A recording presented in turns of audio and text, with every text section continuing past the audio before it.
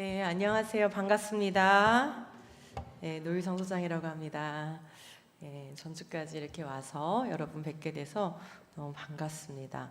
또 이곳에도 하나님께서 예배하는 자들을 이렇게 세워놓으시고 또 교회를 세우시고 교회를 통해서 다음 세대에게 이 믿음을 전수하게 하시는 줄로 믿습니다. 네, 귀한 집회 기간 동안에 또 이렇게 모이셔서 기도를 많이 하셨을 텐데요. 오늘도 제가 이제 드리는 말씀을 듣고 여러분 심령 가운데 울림과 도전과 또 결단이 있기를 간절히 소망합니다. 네, 오늘 이제 저는 여러분에게 언약 백성 키우기, 창조를 가르치라라는 주제로 말씀을 드리려고 합니다. 저는 창조 신앙 교육을 하는 사역을 하고 있고요.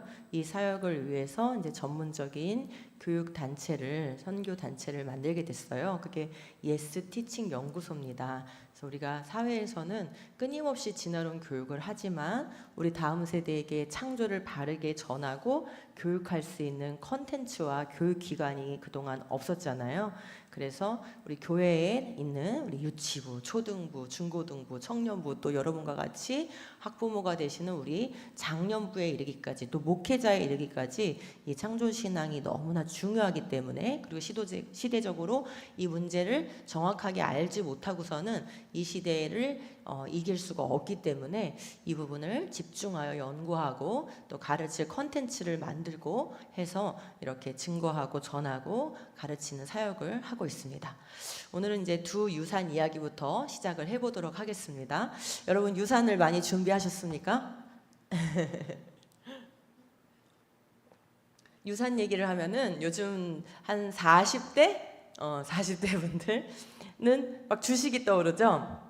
그 다음에 한 60대 분들은 아마 부동산이 떠오를 겁니다. 어떻게 내가 부동산을 더 축적해서 유산을 물려줄까 이런 생각하실 수도 있을 테고 이제 그러실 텐데 맞아요. 우리가 유산 그러면은 그런 재물의 어떤 그런 것들을 생각하게 됩니다. 근데 이 시대가 또 오늘날만이 아니라 고대부터 지금까지 이 인류가 돈과 권력에 의해서 지배를 당하고 있다고 현상적으로는 보여지지만 실질적으로 이 사회를 지배하는 것은 정신적인 유산이고 또 다른 표현으로 하면은 스피리추얼 영적 유산이라고 얘기할 수가 있습니다. 그래서 이 영적 유산이 몇 개라고요? 지금 제가 말씀드리려고 하는 게 두 개라는 거예요. 두 개. 한 개면 좋을 텐데 두 개예요. 언제부터 두 개였을까요? 한번 상상해 보세요. 언제부터 두 개였는지. 자, 존 버년 얘기를 먼저 좀 해보겠습니다. 여러분 존 버년은 뭘 지으셨죠? 철로역정을 지었어요. 아마 교회를 안 다니는 사람도 존 버년 하면 철로역정이지 하고 생각을 하실 겁니다. 그죠? 그만큼 우리가 이름을 들으면 그 사람이 뭐 했는지 안다라는 것은 어떻다는 거예요? 유명하다, 또 뭐 큰 업적을 남겼다 이렇게 얘기할 수 있는 거죠. 이걸 또 다른 표현으로 오늘의 표현으로 이제 해보면은 바로 유산을 남겼다. 다음 세대 후대에 무언가 유산을 남겼다 이렇게 얘기할 수 있는 거예요. 그럼 존 버년이 남긴 이 철로역장과 같은 믿음의 유산은 물질적 유산이 아니죠. 어떤 유산입니까? 영적 유산이에요. 자, 철로역장을 존 버년은 어디서 썼을까요? 바로 감옥에서 썼어요. 1600년대 사람이거든요. 그때 영국에서는 다시 왕정으로 복구를 해가지고 종교의 자유가 없었어요. 지금 우리가 아는 영국이 아닙니다.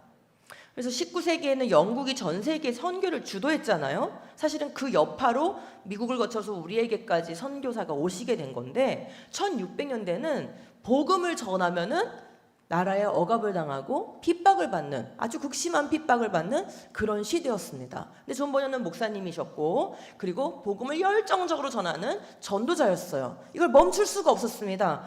그래서 계속 전하다가 어떻게 됐어요? 감옥에 갇히게 되고 그 안에서 철로역정이라는 책을 쓴 거예요. 근데 이 철로역정이라는 책이 1600년대 쓰여진 이후에 어떤 변화가 일어났을까요? 그렇게 혹독한 극심한 박해 가운데 이 책을 썼는데 이 존 버년 시대 이후에 존 버년이 살아있을 때 그거를 목격하지는 못했지만 놀라운 유럽의 영적 부흥이 일어나게 됩니다. 우리가 아는 웨슬리와 같은 그런 부흥을 일으킨 사람들과 청교도들이 나타나고 종교의 자유가 생기게 되고 오히려 전 세계에다가 선교하는 국가로 바뀌게 되는 그런 놀라운 역사를 촉발시킨 그런 책이라고 볼 수 있어요. 또한 지금은 어디 가든지 기독교 서점이 있고 또 성경을 가르치는 교재들이 많아요. 그런데 이 당시만 해도 성경을 가지고 있는 성도들도 많지 않았고 성경을 쉽게 배울 수 있는 책이 없었는데, 여러분이 아시는 것처럼 천루역정은 초등학생이 읽어도 이해가 되지 않습니까? 그렇게 그림 언어로 그리스도인이 된 다음에 어떤 삶을 살아야 되는가, 이 믿음의 삶이 어떻게 전개되는가라는 것을 아주 성경적으로 묘사적으로 쉽게 이렇게 저술을 했기 때문에 전 세계에 성경이 들어가는 나라에는 뭐가 들어가요? 천루역정이 들어가요. 그래서 성경이 번역되면은 천루역정이 번역이 되는 거예요. 그래서 우리나라에는 언제 번역됐나 궁금해가지고 좀 제가 찾아봤더니 중국에서는 1853년, 일본에는 1879년, 한국에는 1895년에 번역이 됐다는 거예요. 제가 이거 찾아보고 좀 놀랐어요. 여러분 생각했던 것보다 좀 빨리 됐죠?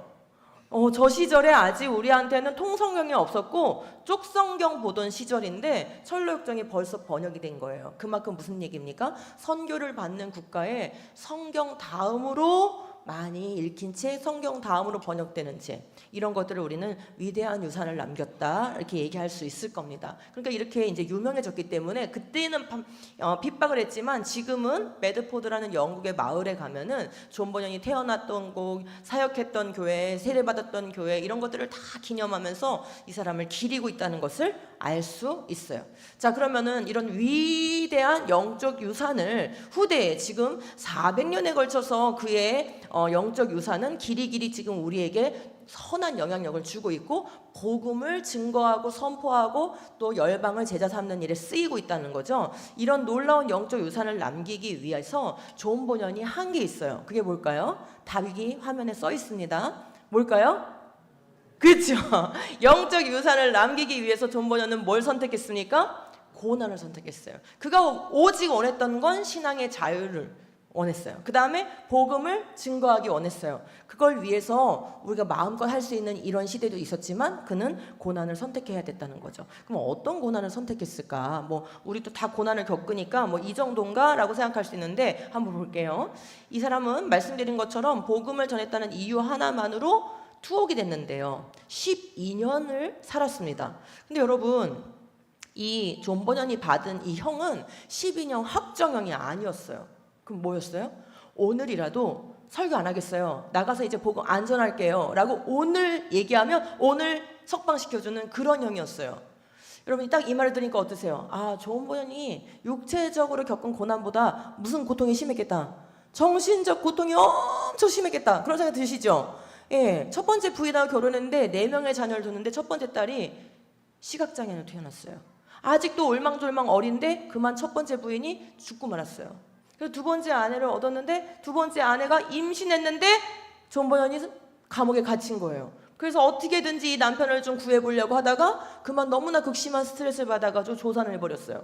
그러니까 그 올망졸망한 아이에다가 시각장애인에다가 이제 막 조산한 그 어린 핏덩이 같은 아이까지 데리고 이 아내는 어떻겠어요? 남편이 목사님인데 조롱받고 핍박받아서 감옥에 갔으니 이 여성은, 그죠? 당시에 여성의 인권이라는 건 거의 없었잖아요. 여성과 이 아이들은 너무나 많이 조리돌림 당하고 핍박당하고 굶주리고 헐벗고 먹을 것이 없었어요. 그래서 존 버년이 감옥에서 이 부인에게 쓴 편지의 한 토막을 보면 이런 말이 써 있어요. 당신은 이 세상에서 얼마나 큰 슬픔을 짊어져야 할지, 당신은 맞고 구걸하고 굶주림과 추위와 헐벗음과 수천 가지 재난을 겪어야 하는데 나는 지금 어때요? 그래도 굶진 않잖아요, 감옥에서. 그러니까 마치 어떤 막 혼란이 오겠어요. 내 한 몸 여기서 보존하고 있자고 지금 여기 있는 건가? 우리 가족들은 누가 부양하고 누가 책임지나? 아무것도 해줄 수가 없구나. 바람조차 막아줄 수가 없구나. 이런 생각을 하면서 이 고난을 견뎌야 됐어요. 그럼 우리가 여기서 중요한 질문이 있죠. 어떻게 해서 이런 극심한 고난을 선택할 수 있었던가? 그래서 이건 선택이에요. 이 사람이 말만 하면 나올 수 있었어요. 그럼 어떻게 이런 극심한 고난을 선택할 수 있었던가? 첫 번째, 이 존 버년의 이 신앙 고백을 5가지로 압축할 수 있는데, 첫 번째는 나 같은 죄인도 구원받았다는 거예요. 아멘이시죠? 예, 내가 알고 보니까 아니 왜 저 사람이 아니고 내가 구원받은 거야? 좀 낫습니까? 어떠십니까? 여러분이 좀 낫습니까? 이 교회에 안 다니는 사람들보다 여러분이 좀 나으세요? 그런 게 아닌데 우리가 하나님 믿고 예수님을 만나고 나면 떠오르는 이 질문이 이거예요. 어떻게 내가 선택받았는가? 어떻게 내가 구원의 대상이 됐는가? 어떻게 내가 하나님의 자녀가 됐는가? 나에게는 아무런 근거도 권리도 그죠? 없어요. 공로도 없어요. 이 사실을 생각할 때 예수님을 배반할 수가 없었어요. 두 번째, 이 복음을 전해야 된다. 왜요? 복음을 듣지 않으면, 복음을 믿지 않으면 어떻게 되니까요? 영원한 형벌은이니까요. 천국에 가는 길, 하나님 나라에 가는 길 오직 복음밖에 없는데 이 나라가 지금 이상해가지고 복음을 전하지 못하게 하니 어때요? 나라도 전해야 되겠다 이런 마음이 있었던 거죠. 또 뭡니까? 세 번째, 성경이 진리다. 여러분 다 고백하십니까? 성경 안에 진리가 들어있어요? 성경이 진리예요? 안 헷갈리시네요. 우리 신천지교회 대단하십니다. 요즘에 이상한 사람들이 나타나서 신학자다, 목회자다 이러면서 성경에 진리가 담겨져 있대요. 그러면 어디에 담겨져 있어요? 그 사람들은 자기가 생각할 때 이건 진리다 생각하는 건 진리고 이건 진리가 아니다 생각하는 건 진리가 아닌 거죠. 담겨져 있다 이러면. 근데 성경이 진리죠. 성경이 하나님의 말씀이죠. 그러니까 이걸 생각했을 때 이 세상의 모든 것은 풀도 마르고 꽃도 시들고 모든 것은 변하는데 하나님의 말씀만이 영원히 변하지 않는다고 하였으므로 어때요? 우리가 끝까지 어떤 상황에서든지 그죠? 붙들어야 되는 건 오직 뭐예요? 하나님의 말씀인 거죠. 이것을 견고하게 붙들고 있었기 때문에 이 엄청난 고난도 견딜 수가 있었던 거예요. 그다음에 네 번째, 영원한 천국이 기다린다. 여러분 정말로 예수님을 만난 사람들은 날마다 주님 앞에서 하는 고백이 있어요. 뭘까요? 여러분 스스로 한번 테스트해 보세요. 자신을 점검해 보세요. 나도 그런 생각을 매일 하고 살고 있나? 예수님을 정말로 만난 사람은, 복음을 정말로 고백하는 사람은 생명의 주권이 하나님께 있다는 것을 날마다 고백합니다. 아멘. 오늘 내가 눈을 뜬 것도 하나님의 은혜. 그죠? 오늘 죽을지, 오늘 밤에 죽을지, 내일 죽을지 젊든 늙든 이게 상관이 있어요? 없어요? 없어요. 생명의 주권이 오직 하나님께 있다는 것을 고백해요. 그러면 예수님을 만난 사람은 어떤 생각을 하게 되냐? 근데 만약에 오늘 밤에 나를 데려가신다면 내가 오늘 밤 당장 주님 앞에 서게 될 텐데 주님이 나에게 너 뭐 하다 왔니? 내가 시킨 일 잘하고 왔니? 라고 물으실 거 아니에요. 만약에 묻지 않으셔도 제가 그거를 말할 수밖에 없을 거잖아요. 그걸 생각할 때 어떤 마음이 듭니까? 내가 오늘 당장이라도 주님 만났을 때 내가 너에게 맡긴 거 충성되게 감당하고 왔구나 라고 칭찬 듣고 싶지, 너 왜 그렇게 살다 왔니? 내가 맡긴 약물이들 어떻게 했니? 이러면 정말 가슴이 뜨끔할 것 같아요. 그래서 이 영원한 산소망을 가지고 사는 사람들은 어떻습니까? 어떤 상황에서도 오늘 주님 만날 때 부끄럽지 않기를 원하는 거예요. 그러니까 어떻게 여기서 지금 주님을 배신하고 주님이 나를 불러가서 주님 앞에 서면은 너 왜 나 배신했니? 도저히 그것을 견딜 수가 없는 거죠. 주님을 너무 사랑하기 때문에요. 다섯 번째로 주님이 나를 위해 죽으셨다는 거예요. 여러분이 개구리가 되는 게 나으시겠어요? 하나님이 인간이 되는 게 나으시겠어요? 헷갈리세요? 하나님은 영원하신 분이고 무한하신 분이고 전능하신 분인데 그분이 이렇게 유한한 인간의 몸을 입고 오시는 게 더 많이 떨어지는 거예요? 우리가 개구리가 되는 게 더 많이 떨어지는 거예요? 비교가 안 되는 거예요. 그죠? 우리는 어차피 유한한 존재인데 하나님은 영원하신 분이 이 인간의 몸으로, 그죠? 이 죄인의 모습으로 오셨단 말이에요. 그래서 이걸 생각할 때 예수님이 십자가에서 순종했구나라고 생각하시는 분들이 많지만 사실 예수님은 어디서 순종하셨어요? 창세 전에 하나님이 우리를 구원하시기로 작정하셨을 때 그때부터 하나님한테 순종하기 시작하신 거예요. 그죠? 너가 가야겠어. 네. 가서 십자가에 달려야 되겠어. 네. 인간의 몸으로 가야 되겠어. 네. 그러니까 예수님은 십자가에 달릴 때만 순종하신 게 아니라 이미 우리를 창조하시기 전부터도 아버지 하나님께 이미 순종하여 그것을 끝까지 지키신 순결한 신실하신 분이란 말이죠. 그걸 생각하는데 아니 창세 전부터 나를 향한 이 언약을 어기지 아니하신 우리 신실하신 주님 앞에서 내가 어떻게 감히 주님을 배반할 수 있는가, 이렇게 생각하면 결코 할 수가 없는 거죠. 근데 여러분 이 다섯 가지 신앙의 고백은 존 버년에게만 해당돼요? 우리 모두에게 해당돼요? 우리 모두에게 해당이 됩니다. 그러므로 정말 빛이 나는 신앙은 어려워질수록, 환란이 올수록, 세상이 악해질수록 더 어떻게 되는 거예요? 빛이 날 수밖에 없는 거예요. 자, 그럼 이제 또 다른 유산 하나 말씀드려 볼게요. 지금 두 유산이라 했잖아요. 하나는 이렇게 하나님의 말씀을 붙들고 주님께서 기뻐하시는 이 복음 사역에 하나님 나라를 위해서 자신의 인생을 바치는 이런 유산을 남기는 사람들인 거예요. 근데 또 하나의 유산, 세상이 다 하나님 말씀대로 살지 않지요. 하나님 말씀 거부한 사람들도 유산을 남길까요? 남깁니다. 어쩔 때는 우리보다 더 막대한 유산을 남기는 것만 같아서 가슴이 답답해요. 그렇죠? 그래서 그 대표적인 사람이 바로 다윈이에요. 똑같이 영국 사람인데 200년 후, 존 버년보다 200년 후예요. 그 사이에 뭐가 됐다고요? 유럽이 영적 부흥이 일어났어요. 교회가 많아졌어요. 예, 신앙의 자유가 생겼어요. 선교사들도 많아지고 신학교도 많아졌어요. 그러면 어때야 돼요? 더 잘 믿어야 되잖아요. 근데 타락하기 시작하는 사람들이 생기고 아예 하나님 없이도 우리의 존재를 설명하려고 하는 그런 학문들이 막 나타나기 시작한 거예요. 그 대표적인 인물이 바로 다윈인데 이 다윈이 뭐 했냐라고 묻지 않아도 다 아시죠? 진화론 만든 사람이잖아요. 그 무슨 뜻이에요? 우리가 다 안다. 또 큰 유산을 남겼다라는 거죠. 존 버년만 큰 유산을 남긴 게 아니라 이 세상을 지배하는 이 진화론 이론도 큰 유산인 거예요. 어디서 가르칩니까? 학교에서. 그죠? 가르쳐요. 어느 나라에든 교과서에 다윈의 진화론 안 들어가 있는 나라가 없어요. 그럼 아이들은 서점에 가서 도서관에서 보는 책으로부터 교과서에 이르기까지 영화와 모든 문화 콘텐츠 유튜브 영상에 이르기까지 오로지 이 다윈의 유산을 전달하는 그 미디어와 콘텐츠 속에서 교육 속에서 살아가고 있는 거죠. 이렇게 엄청난 유산을 남겼으니까 다윈도 세상이 어때요? 기려요. 그래서 그가 태어난 셔르벨이라는 고향에 가면은 그의 동상을 세워놓고 그를 기념하는 많은 것들을 이렇게 해놨다는 거예요. 자, 그러면 여기 지금 조금 이상한 거 없으세요? 다윈이 1809년에 세례받은 기념교회도 보존되고 있다네요. 오, 다윈이 그러면 뭐 크리스찬이었다는 거예요? 뭐죠? 그렇죠? 궁금해지시죠? 자, 그럼 다윈은 무슨 유산을 남겼습니까? 바로 이거예요. 생명의 기원이 하나님 없이도 설명될 수 있다라는 유산을 남긴 거예요. 인간이 원숭이 같은 영장류 동물로부터 나왔다는 유산을 남긴 거예요. 이 두 가지 유산이 다윈이 직접적으로 남긴 유산이에요.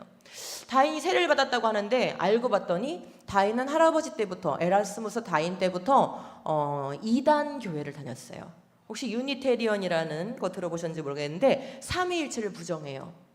그런 교회를 다녔어요. 근데 지금 이 셔르베리에 다윈의 고향에 가면은 이 다윈이 어릴 때 세례받았다는 이 유니테리언 교회 앞에 비석 2개가 세워져 있대요. 하나는 다윈이 유명해졌으니까 뭐라고 써 있겠어요? 다윈이 출석했던 교회, 다윈이 세례받은 교회 이렇게 써 있겠죠? 또 하나의 비석에는 세상에 이런 문구가 써 있대요. 한번 읽어보실래요? 시작. 진정한 진리는 없다. 우리는 그것을 믿는다. 비록 이단 교회이긴 한데 이게 교회 앞에 쓸 문구입니까? 진정한 진리는 없다. 우리는 그것을 믿는다. 말이 안 되죠? 만약에 여러분이 어느 날 교회에 왔는데 플랜카드에 진정한 진리는 없다. 우리는 그것을 믿는다라는 플랜카드가 우리 교회에 붙으면 어떻게 해야 돼요? 예? 어떻게 해야 돼요? 제가 이 질문을 꼭 해요. 교회 가면은. 왜냐하면 우리 한국 성도님들은 너무 얌전하시고 너무 눈치가 충만하셔가지고 이런 엄청난 말을 드려도 다들 눈을 그냥 가만히 깜빡깜빡거리고 계세요. 만약에 누가 나서면 나도 동조해야지 이런 거. 근데 아무도 나서지 않으면 나도 조용히 있어야지. 약간 그런 거 아니세요?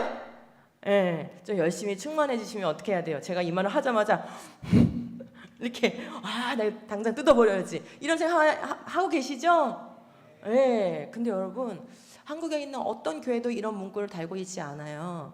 근데요, 달고 있는 거는 다름없어요. 뭐가요? 20년 동안이나 우리 아이들이 반복적으로 생명의 기원은 하나님 없이도 설명될 수 있다와 인간이 원숭이 같은 동물 중사로부터 나왔다라는 교육을 받고 있어요. 이 우주는 그냥 대폭발로 시작했고 우연히 시작했고 하나님의 계획과 목적과 섭리 같은 건 없다. 이거를 교과서를 통해서 끊임없이 20년 동안 배우고 있어요. 근데 그거에 대해서 대책 세우는 교회 보셨어요? 그런 교단이나 총회 보셨어요?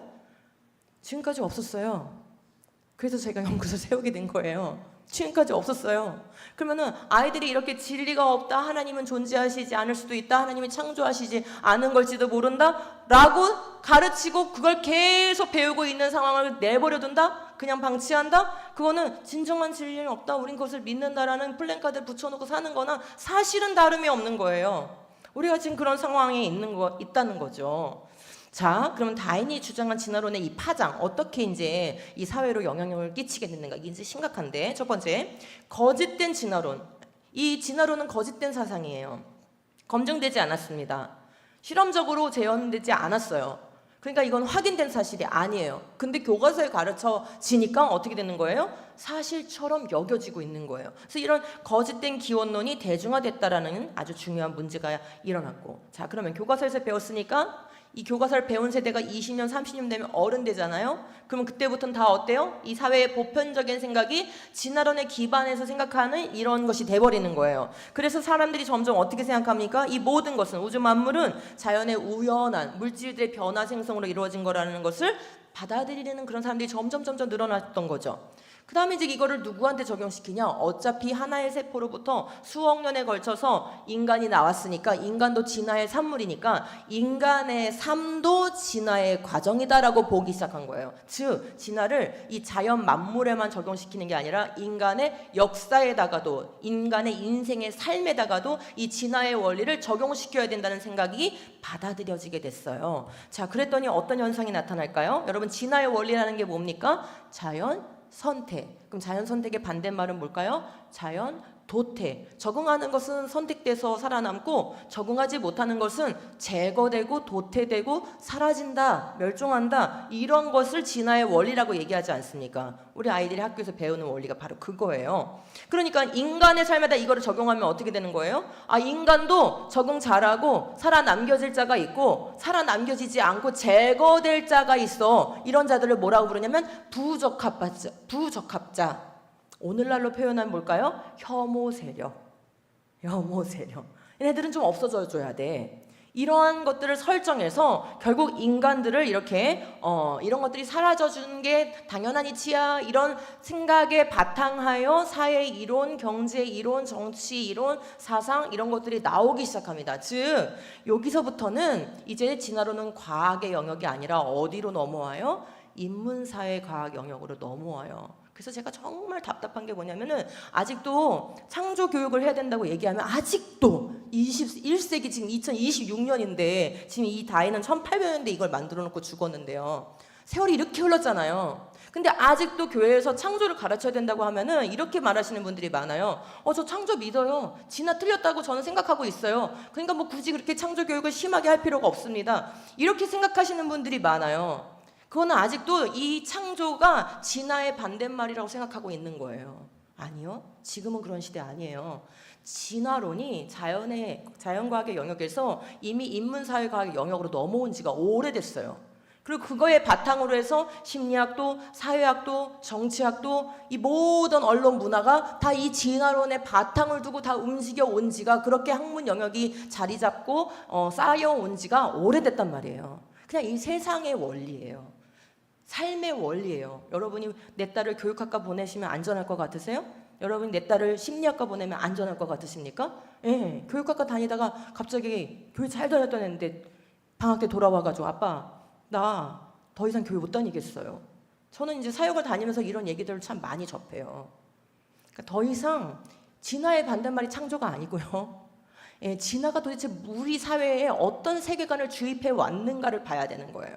자, 그러면 이렇게 되면 어떻게 될까요? 결정적으로 이 다섯 번째가 이제 마지막 결론이죠. 어차피 우리가 우연의 산물이고 적자 생존을 통해서 나타난 존재고 그리고 부적합한 것은 제거되어야 한다면, 그죠? 나는 무엇을 옳다고 기준을 삼고 살아야 돼요? 누가 나에게 이것이 옳다 저것이 옳다라고 절대 기준이라는 걸 제시할 수 있습니까 없습니까? 우연의 산물이면 없죠. 따라야 될 기준이라는 게 존재하지 않아요. 내가 좋다고 하는 게 좋은 거고 내가 옳다고 하는 게 옳은 게 되는 거예요. 그래서 거짓 인권 개념이 들어옵니다. 거짓 진리 기준이 들어오게 돼요. 하나님의 말씀은 더 이상 진리가 아닌 게 되는 거예요. 이게 바로 진화론이, 다윈의 이 진화론이 남긴 유산으로부터 파생된 너무나 중요한 다섯 가지 문제들인 거예요. 자, 그러면 이제 유산이라는 게 남겨지는구나. 이 사회에는 유산이라는 게 남겨지는구나 라는 건 이제 인식하셨고요. 자, 유산을 남긴다 이걸 이제 이해했으면 그 다음에 뭐를 생각하셔야 되냐면 한번 저를 따라해 볼게요. 나는 상속자다. 그쵸? 유산이라는 게 있으면 이 유산이 다음 세대에게 물려지려면 누가 있어야 돼요? 상속자가 있어야 되죠. 그러면 여러분 저온 번연이 1600년대 쓴 책이 지금 우리가 알고 있다는 건 뭐예요?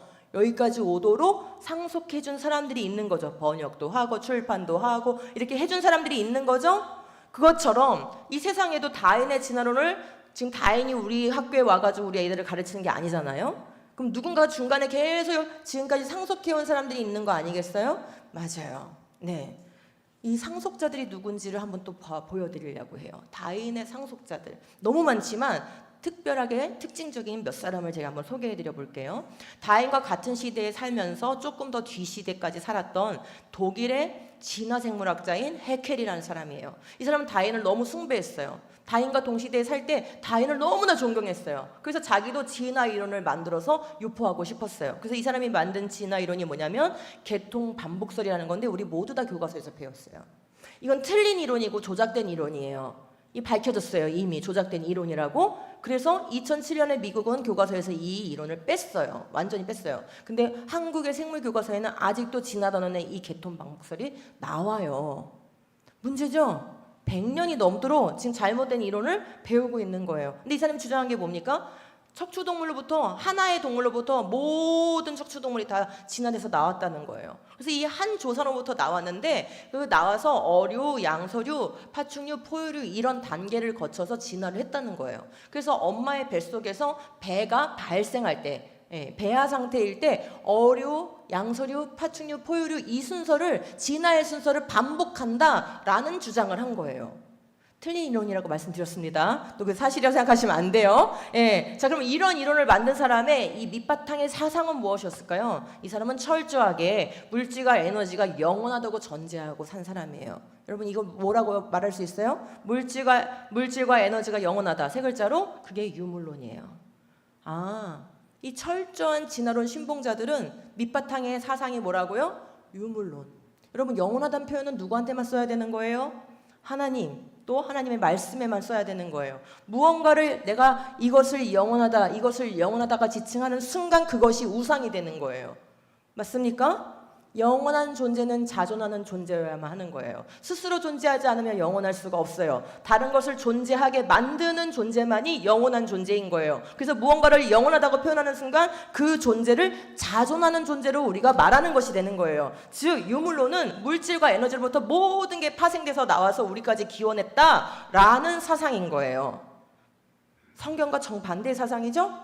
그런 바탕에 두고 진화론 이론을 이렇게 주장한 거고요. 그러다가 누구에게 적용하냐면 인간에게도 진화론을 그대로 적용하고자 해요. 그래서 해켈은 적극적으로 인간 사회의 진화의 원리를 적용해야 된다고 생각했어요. 그래서 이렇게 말한 거예요. 선택받은 사람만 살아남고 나머지 좀 찌질한 인간들은 굶주리고 헐벗다가 사라져주는 게 당연하다. 근데 이 사람이 이렇게 보니까 아프리카에도 사람이 많고 뭐 주변에도 좀 거지도 많고 이렇게 보니까 좀 사라져줘야 될 사람이 너무 많은 거예요. 이 사람 눈에, 해켈의 눈에. 그래서 이 사람이 어떻게 했냐면 과학만 하다가는 세상을 못 바꾸겠다. 이 세상을 좀 인류를 진화를 빨리 시키고 싶은데 그러려면은 좀 사라져줘야 될 사람들을 좀 빨리 없애야 되겠다라고 진짜로 생각하고요.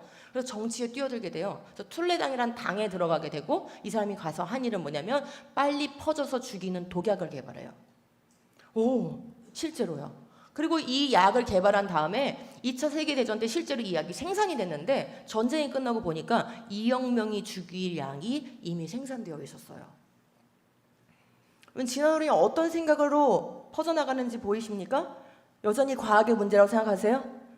제가 오늘 그거 하나라도 좀 깼으면 좋겠는 거예요. 성도님들, 진화론이 과학의 문제예요? 이미 과학을 넘어선 지가 정치로, 사회로, 역사로 다 적용된 지가 100년이 넘었습니다. 네. 자, 그래서 이러한 생각들을 또 어디에다가 적용을 시킵니까? 아니, 초기 상태는 어류라며, 초기 상태는 양서류라며, 엄마의 뱃속에서는 어류, 양서류, 파충류를 반복한다며, 그러니까 물고기 같으니까 뭐 해도 되겠네? 낙태해도 괜찮아. 인간이 아니거든. 이런 말을 하는 거예요. 그래서 이 상속자들, 진화론의 상속자들, 다인의 상속자들 중에 이제 해켈은 1900년대 초반에 활동한 사람이고 1980년대 90년대로 오면은 또 대표적인 무신론 진화론자인 칼 세이건이 아주 유명하게 이 상속자 역할을 톡톡하게 해요. 딱 보니까 잘생겼죠? 예일대 천체물리학과 교수예요. 말도 잘해요. 혹시 컨택트라는 영화 보신 적 있으세요? 저와 연배가 비슷하신 분들은 잘 아실 건데 컨택트라는 그런 영화가 있어요. SF 영화인데 그 시나리오도 이 칼 세이건이 쓴 거예요. 아니 도대체 뭐 이렇게 잘하는 게 많아. 천체 물리학 교수에다가 방송을 매주마다 쇼를 진행했어요. 코스모스란 쇼를 진행하고 책을 쓰면은 전 세계 베스트셀러야. 거기다가 영화 시나리오까지 만들었어요. 근데 이 사람이 전달하고 싶은 세계관이 뭘 것 같아요? 읽어보실래요? 우주는 존재하는 모든 것이고 과거에 존재했던 모든 것이며 미래에 존재할 모든 것이다. 이게 무슨 뜻일까요? 또 세 글자. 그렇지요. 이게 곧 유물론이에요. 물질과 에너지가 영원하다라는 이 문장과 우주는 존재하는 모든 것이다라는 이 문장은 같은 문장이에요. 근데 이제 시대가 조금 바뀌니까 그 시대의 컨셉에 맞게 말을 조금 바꾼 거예요. 그러니까 우리가 공부를 안 하면 있잖아요. 이 문장을 이런 걸 들었을 때 분별이 안 돼요. 저게 지금 성경적인 말인지 반성경적인 말인지 진화론이 옳다는 건지 옳지 않다는 건지 이런 분별을 못 해요. 그래서 성도들은 기본적으로 뭐를 해야 될까요? 얘기하기 싫으시죠? 공부를 해야 돼요. 성경에 기반한 공부를 해야 돼요. 그렇지 않으면 이 세계관적인 문제를 분별해낼 수가 없어요. 그래서 매주마다 TV쇼를 진행하면서 이 말을 매주 한 거예요. 전 세계에다가 대고 유물론 세계관을 아주 보편적으로 유포한 거죠. 이 사람은 천체 물리학자이기 때문에 다윈은 생물의 진화에 대한 이론을 우리한테 유산을 남겼잖아요. 이 세계에. 근데 거기다가 덧붙였어요. 뭘 덧붙였을까요? 이 우주의 진화를 또 전 세계에 유포하는데 아주 큰 역할을 한 거예요. 그래서 별이 폭발할 때 우주 공간에다 퍼뜨린 그 가스와 먼지가 뭉쳐져 가지고 태양과 지구가 만들어지고 거기서 세포가 만들어지고 인간이 만들어졌다라는 것을 철저하게 사실처럼 믿은 거예요, 이 사람은. 그래서 인간을 지칭하는 가장 고상한 말이 인간, 너는 생각하는 별먼지야. 이게 가장 고상한 말이라는 거예요. 맞습니까, 여러분? 옆에 사람한테 생각하는 별먼지라고 얘기하시면 기분이 좋을까요? 여러분 생각하는 별먼지야 말고 이렇게 한번 바꿔볼까요? 너는 세상에서 최고로 예쁜 별먼지야. 좋으세요? 너는 세상에서 최고로 똑똑한 별먼지야. 좋으세요? 그죠? 앞에다 무슨 수식어를 붙이든 다 소용이 없어요. 어쨌든 뭐라는 거예요? 별먼지라는 거예요. 그게 인간에게 무슨 정체성을 줍니까? 근데 이 사람은 이렇게 생각했기 때문에 그래요? 별먼지에서 물질로부터 인간이 나왔어요? 그럼 영혼은 어떻겠네요? 없겠네요. 그럼 영혼을 구원한다는 것을 믿는 기독교인들은 무슨 상태예요? 정신이 이상한 상태네요. 영혼이라는 게 존재하지도 않는데 영혼을 구원하는 것을 믿어? 그리고 영원한 세상이 있고 예수님이 우리를 위해서 다시 재림하실 거야? 이런 걸 믿는 거는 완전 망상인 거예요. 망상. 그래서 이 사람은 종교를 망상이라고 얘기했어요. 여러분 이게 어느 그냥 한 시대에 풍미했던 너무나 무신론자인 그런 과학자가 떠들다가 죽은 말이지 라고 생각이 드시죠? 그래서 우리는 다 무시하고 살아요. 너무 우리는 순진한 거예요. 또는 게으른 거예요. 자 보실래요? 80년대 90년대에 미국의 한 과학자가 한 말인데 그게 왜 우리 아이들의 교과서의 제목이에요? 우리 아이들이 지난 8년 동안 고등학교 1학년에서 배운 교과서의 한 단원의 제목입니다. 너는 별에서 왔어. 별에서 온 우리. 멋지게 느껴지십니까? 아까 제가 드린 말씀 그 뭐예요? 생각하는 별먼지야 라고 가르치는 거죠.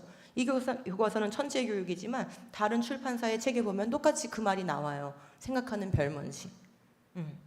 그리고 우리 아이들이 또 교과서만 배우는 게 아니죠. 유튜브 영상도 보고 EBS 영상도 봅니다. 근데 거기 많이 출연하는 또 역시 무신론 과학자들이 뭐라 그래요? 우리가 어디서 왔는가를 대답해 주겠대. 어디서요? 별들의 후손이래요. 이게 뭐예요? 너는 별먼지에서 왔어. 넌 물질적인 존재에서 온 거야.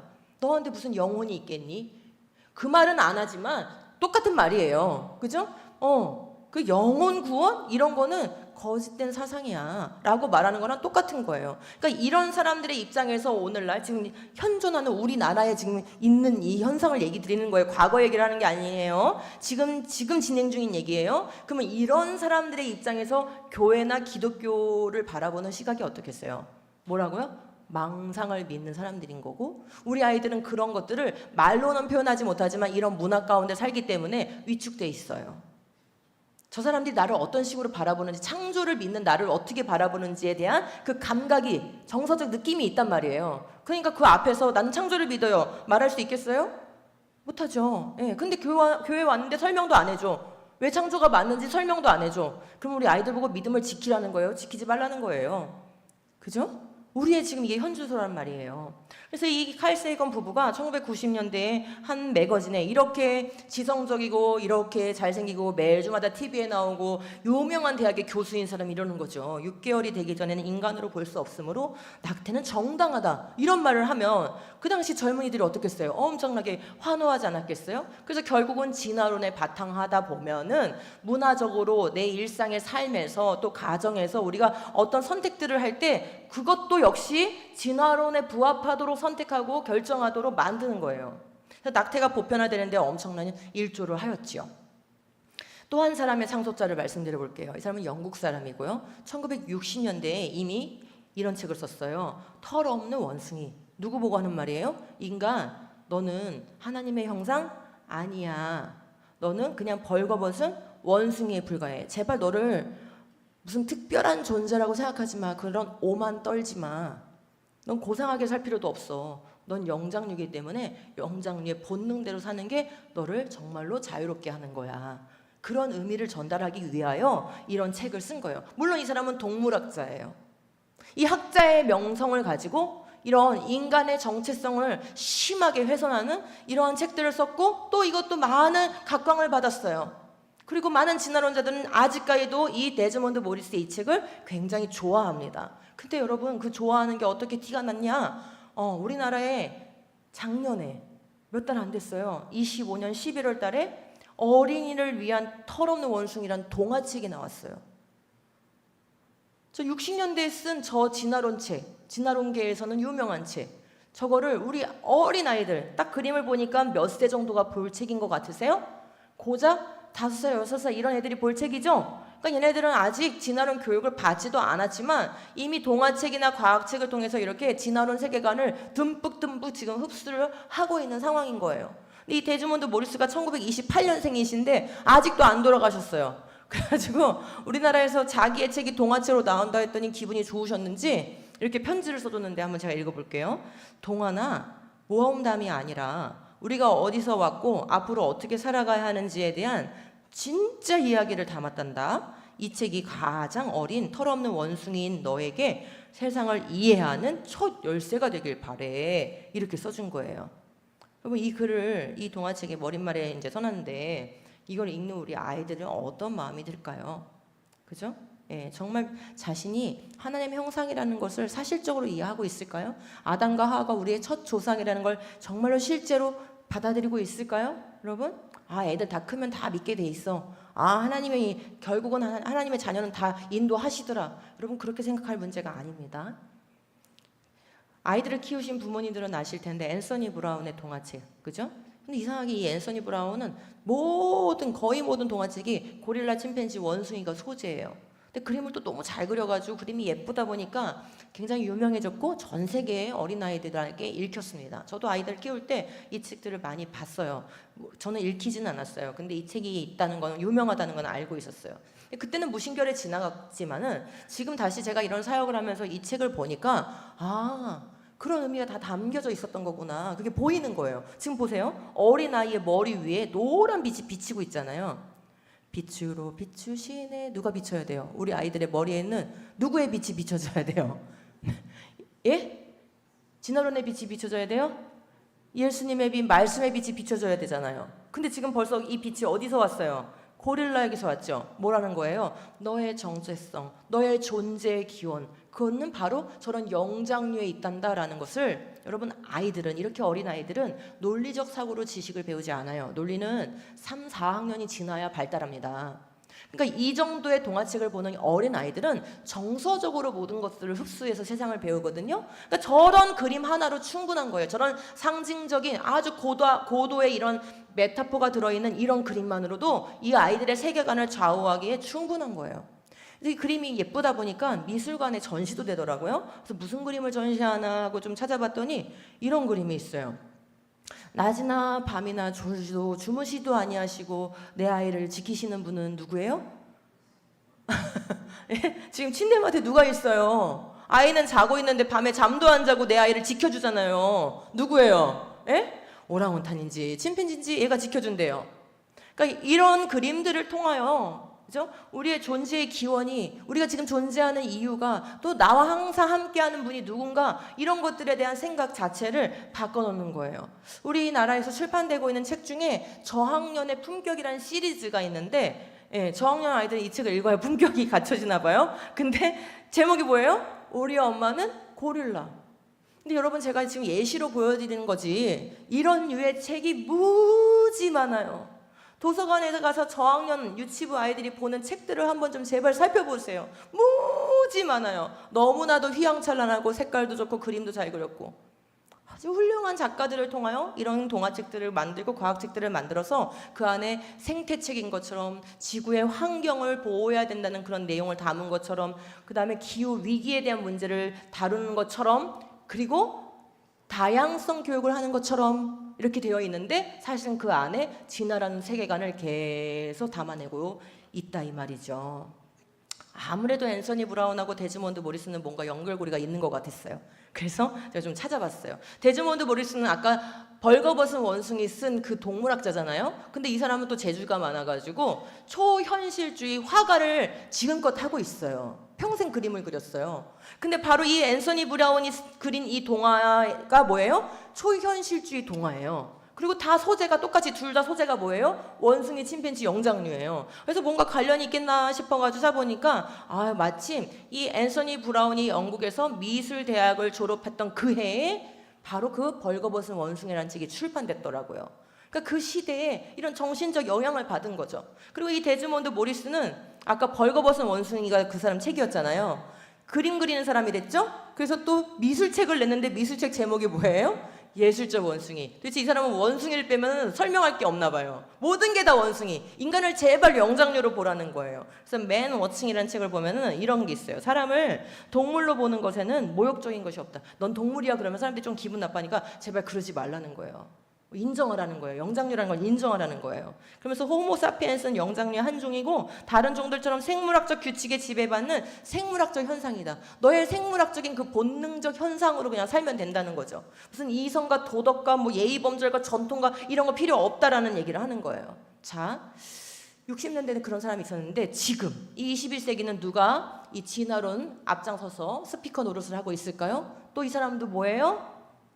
기억하세요? 지금 제가 뭘 얘기하고 있는 거죠? 진화론의 뭐들? 상속자들. 그죠? 그럼 지금 이 시대에도 우리 아이들한테 계속 진화론을 주입하는 상속자가 있을까요? 이 사람이에요. 이 사람. 바로 유발 하라리.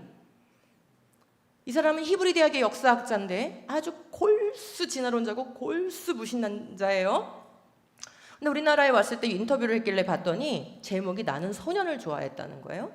이 아저씨가 소년을 좋아하면 어쩌자는 거죠? 근데 이런 걸 대문짝만하게 헤드라인으로 걸고 지금 인터뷰를 하니까 이 사람 뭐 한 거예요? 당당한 거예요. 그 이 당당함의 근거. 나 동성애, 나 죄 아니야. 나 껄끄러울 거 없어. 나 당당해. 그 근거가 뭘 것 같으세요, 여러분? 볼까요? 이렇게 말했어요. 여러분도 기사 찾으면 다 나와요. 사람뿐만 아니라 동물에게도 동성애가 있다. 침팬지가 그 아니다. 영장류의 섹스는 처음에 번식이 목적이었지만 지금은 우정과 친밀감 구축, 긴장 완화를 위해서도 한다. 그 무슨 말이에요?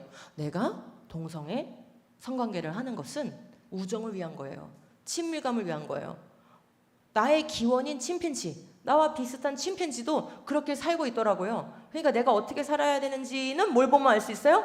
침팬지를 보면 알 수 있어요. 나는 좀 정당해요. 이렇게 얘기하는 거예요. 그러면서 그 근거가 필요할 거 아니에요. 근거가 뭐예요? 실제로는 자연선택 그리고 적응과 진화가 있을 뿐이고 나는 과학자니까 내 말 믿으세요. 성경은 믿지 마세요. 이제 그렇게 얘기하는 거죠. 속으로는. 그죠? 그러면서 이 사람이 쓴 유명한 책들이 여러 가지가 있는데 사피엔스라는 책에 이렇게 써 있어요. 생물학은 허용하고 문화는 금지한다. 생물학 관점에서 보면은 비자연적인 것은 아무것도 없고 다 자연적인 거니까 금지할 필요가 없다. 무슨 말이에요, 여러분? 어차피 인간 영장류고 본능대로 살면 되는데 자꾸 인간들이 전통이네 법이네 양심이네 하면서 뭐 이렇게 규칙들을 자꾸 만들어서 금지를 한다는 거. 이건 하면 안 된다 이렇게. 근데 우리를 그냥 영장류 동물로 보면은 다 자연적 현상이기 때문에 금지할 필요가 없다는 거예요. 성 해방하라는 거예요. 이거 무슨 이데올로기죠? 젠더 이데올로기죠? 예. 성을 해방하라는 거예요. 어린 아이들이 성관계를 하든 동성애를 하든 예. 다 괜찮다는 거예요. 그게 자연적인 거라는 거예요. 그래서 제가 이제 이런 얘기를 하다 보면은 우리 이제 성도님들이 갑자기 요 정도 되면 이제 약간 얼굴이 굳으시면서 어떤 생각을 속으로 하고 계시냐면, 어차피 나는 저런 책 안 읽는데 나는 어차피 저런 사람들의 그런 저런 지적인 사람들의 영향을 받을 일이 없는데 독서를 안 하기 때문에, 그리고 나만 안 하는 게 아니라 내 아이도 저런 독서를 안 하는데 우리는 상관없어요, 괜찮아요. 약간 이제 그런 이제 생각이 막 이렇게 스치는 게 제가 느껴지거든요. 근데 여러분, 제가 말씀드렸죠, 우리는 순진하고 게으른데요, 저들은 매우 전략적이고 부지런해요. 뭐 여기 이 사피엔스 책을 읽지 않아도요, 우리 아이들은 이 유발 하렐의 글을 무수히 접하고 있어요. 뭘로 접할까요? 바로 수능 지문으로 접해요.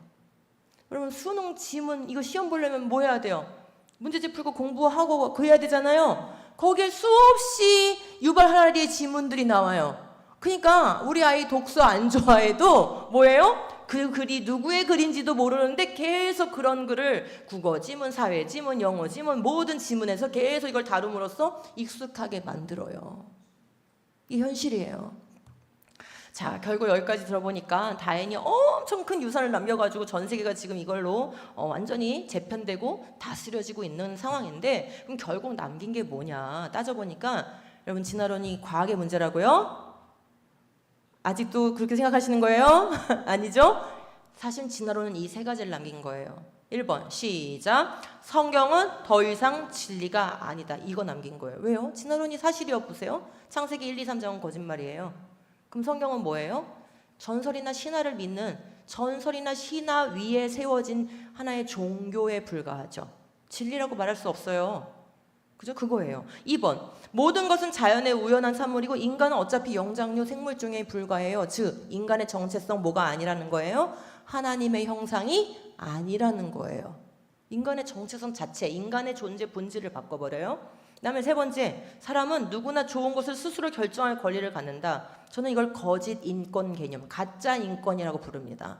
진짜 인권은 뭐예요? 하나님이 존귀하시고 거룩하신 분이신데 그분이 그분의 형상으로 우리를 지었기 때문에 우리가 존귀하고 거룩한 존재인 거예요. 맞죠? 우리의 가치, 우리가 가지고 있는 모든 가치는 다 어디서부터 온 거예요? 가치의 근원이시고 생명의 근원이신 하나님께로부터 온 거예요. 하나님 우리를 그렇게 입혀주셨기 때문에 우린 그런 가치를 가질 수 있는 거예요. 근데 진화론에 의하면 그런 말이 성립을 합니까? 안 합니까? 안 해요.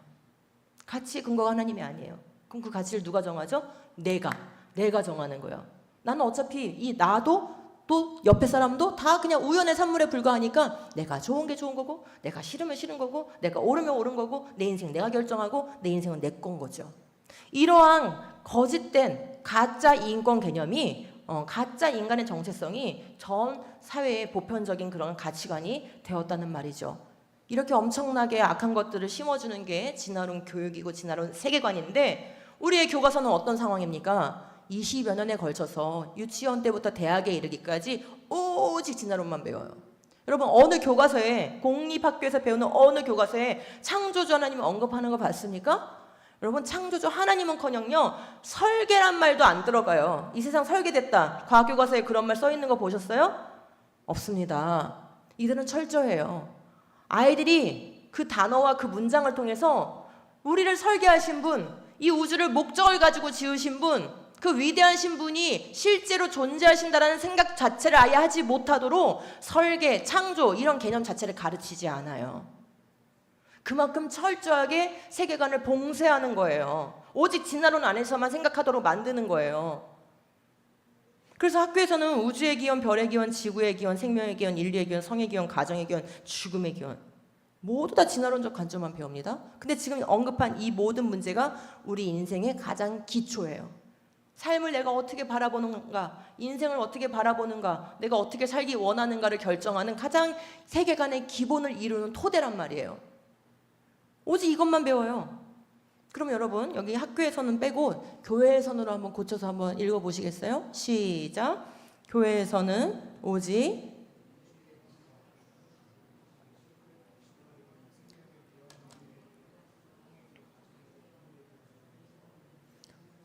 뭐만 배운다 해야 돼요?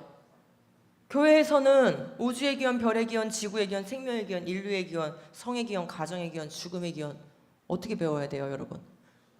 성경적 관점만을 배워야 하겠지요. 자, 그렇게 하고 있는 교회 있을까요? 없을까요? 양심에 손을 얹고 한번 생각해 보세요. 제가 많은 교회를 다녀보지만 이런 문제들을 성경적으로 가르치고 있는 교회가 거의 없습니다. 왜요? 그런 컨텐츠가 없거든요. 그런 주일학교 공과교재 보셨어요? 이런 거 가르치는? 성경적으로 이런 거 가르치는? 어디 교단에서 나온 책 보셨어요? 그죠? 우리가 이렇게까지도 게을렀는가? 우리가 이렇게까지도 이 중요한 문제에 대해서 방치하고 있었는가? 도대체 무슨 자신감인가? 그러고도 어떻게 다음 세대에게 믿음이 전수되기를 바랬는가? 말씀을 제대로 가르치지 않고도 우리는 어떻게 교회가 바르게 세워지기를 진다고 착각하고 살아왔는가? 정말로 우리는 망상 가운데 있었던 건 아닌가? 그런 생각을 해보게 돼요. 더 현실적인 것들을 보여드려 볼게요. 여러분, 오늘 가슴을 찢으셔야 됩니다. 그냥 오늘 듣고 끝날 것 같으면 오늘 제가 이 자리에서 그냥 여기서 설교 마무리하는 게 더 나아요. 변화가 있길 원합니다. 우리 아이들이 초등학교 4학년 국어 시간에 배운 지문이에요. 지난 8년 동안 이미 배웠어요. 근데 문장들이 달랑 2페이지인데 문장들이 정말 장난이 아니에요. 근데 이 단원 자체가 뭐냐면 낱말의 뜻을 사전에서 찾으며 읽기예요. 그럼 여러분, 이 글을 아이들은 몇 번이나 읽었을까요? 10살밖에 안 되는 우리 4학년 아이들이 단어 모르는 거 나올 때마다 찾아가면서 학원에서도 읽고 학교에서도 읽고 온라인 학습에서도 읽고 막 핵쓸 거잖아요. 근데 그 문장들이 하나하나가 다 심각한데 몇 문장만 보여드려 볼게요. 인간은 지구에서 아주 짧은 시간을 살아온 셈이에요. 그에 비하면 바퀴벌레같이 돼지는 인간보다 훨씬 오랫동안 지구촌 주민으로 살았대요.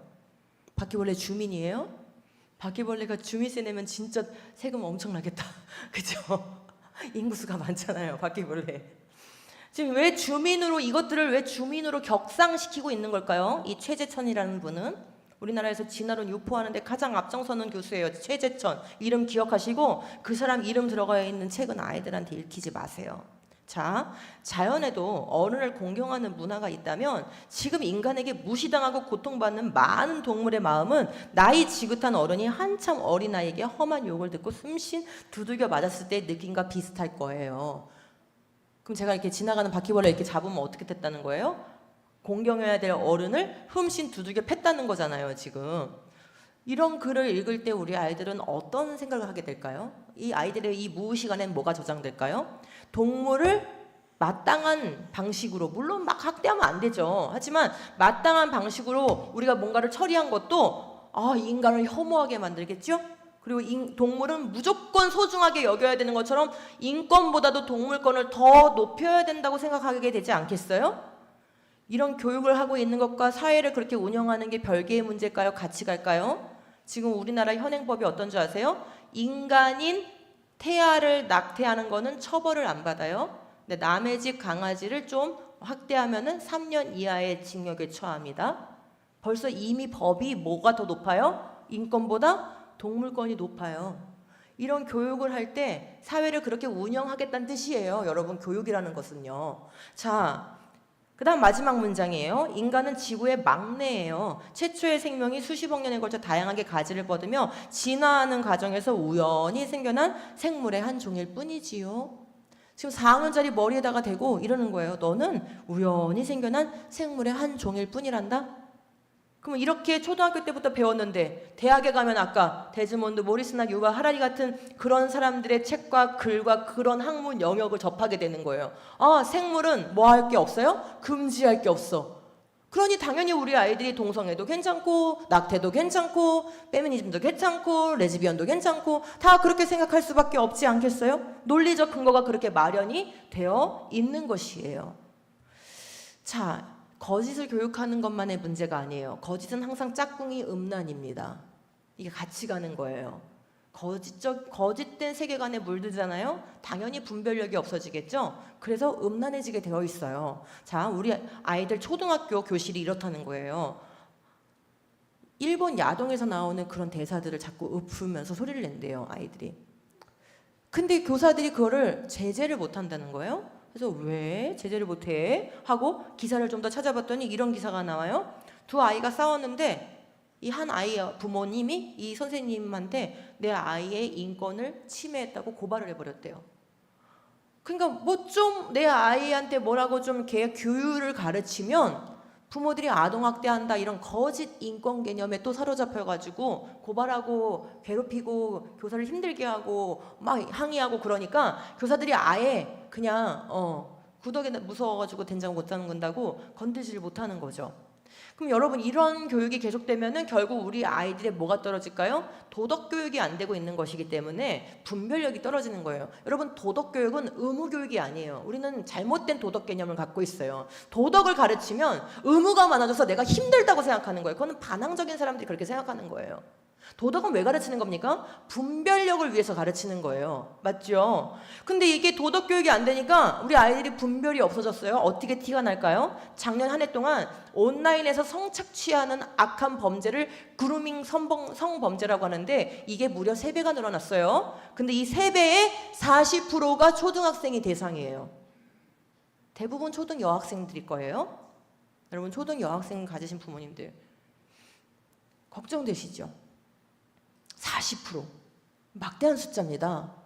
그럼 그 아이들은 왜 그런 데 끌려 들어갔을까요? 그죠? 분별력이 없으니까 뭐 좀 잘해주고 칭찬해주고 용돈 준다고 하고 뭐 이렇게 하니까 괜찮은가? 하다가 어떻게 끌려 들어가서 결국은 성착취까지 가게 되는 것이죠.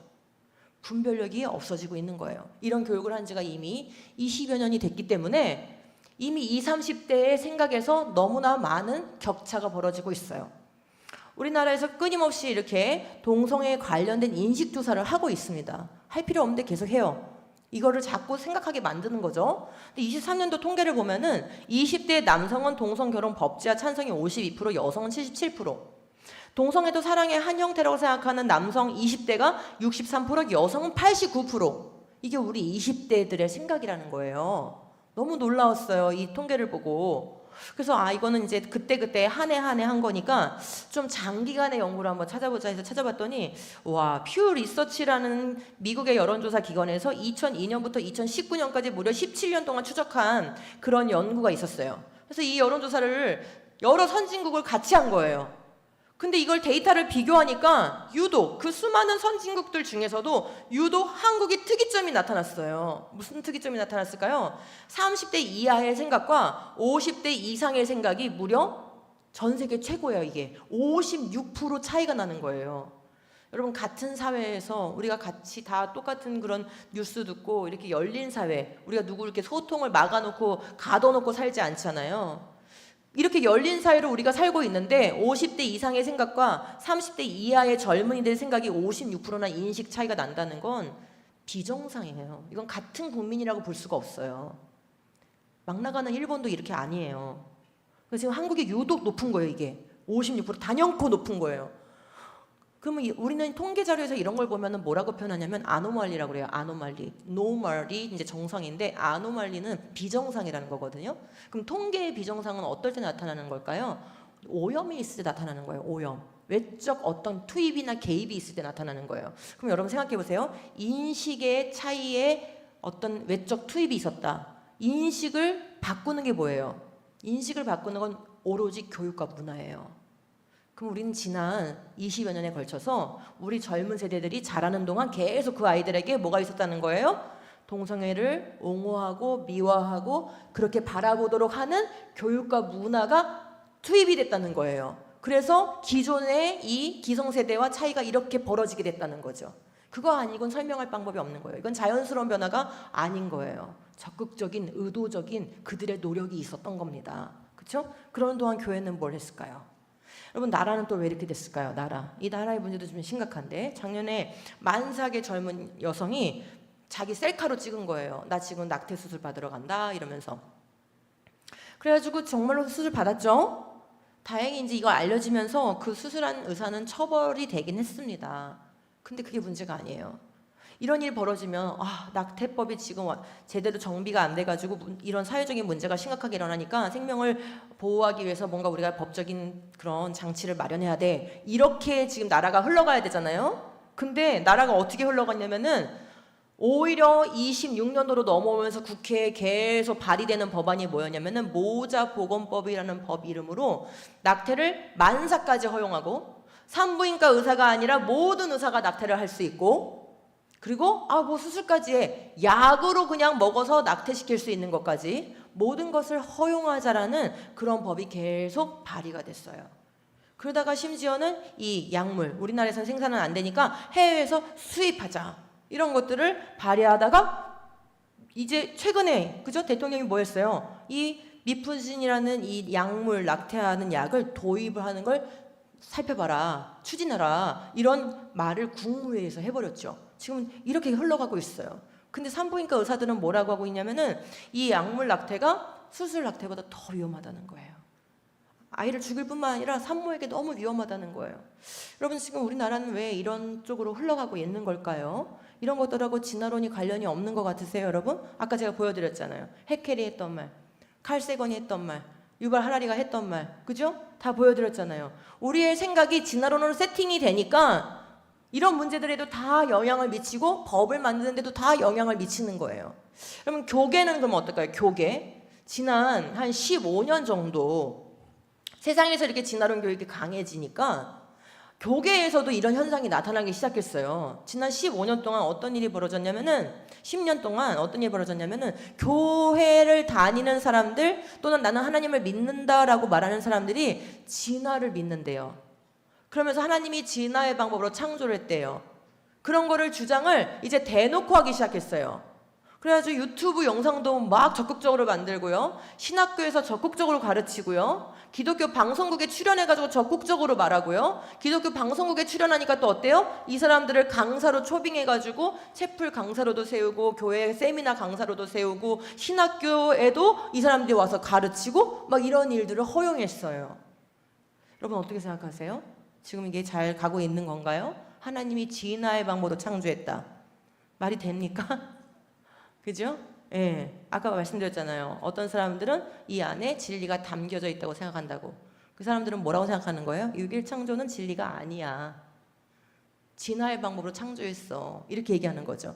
결국 이것은 성경 말씀을 그대로 믿느냐, 믿지 않느냐의 그런 문제예요.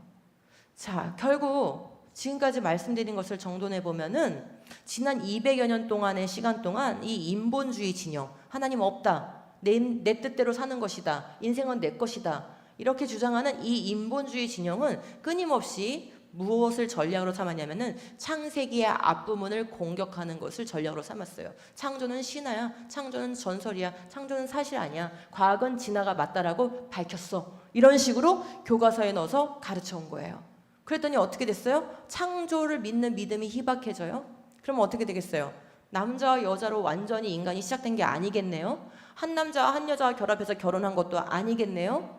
그죠? 그럼 그게 가정의 원리인데 그렇게 해서 꼭 가정이 그런 가정만 가정이라고 말할 필요가 없겠네요. 남자 남자, 여자 여자 이렇게 해도 가정이라고 말할 수 있겠네요.